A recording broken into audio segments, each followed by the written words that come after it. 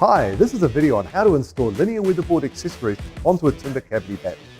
Before you get started, it's important that we have all the correct tools.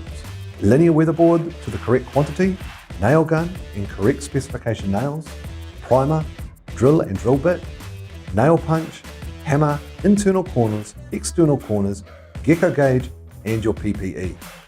Always refer to the Linea Weatherboard technical specification for safe working practices.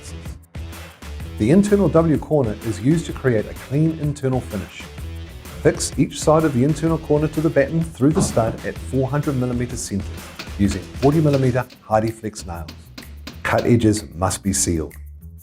Fix weatherboard leaving a 2mm gap to the moulding. Pre-drill a hole and fix into the batten using jolt head nails.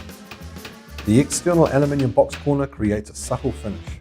Fix each side of the box corner to the batten through the stud at 400mm centers using 40mm Hardie flex nails. Fix weatherboard leaving a 2mm gap to the moulding. Pre-drill a hole and fix into the second batten using jolt head nails. The external corner soaker creates an attractive weatherboard corner. Cut the weatherboard with a splay to suit. Fix next weatherboard with splay. Fix the soaker under the lap of two weatherboards and fix the top into the stud using 50mm nails. Continue installing the next row of weatherboards and fix the corner soaker in a similar pattern. Thanks for watching this video on how to install Linea Weatherboard accessories onto a timber cavity batten.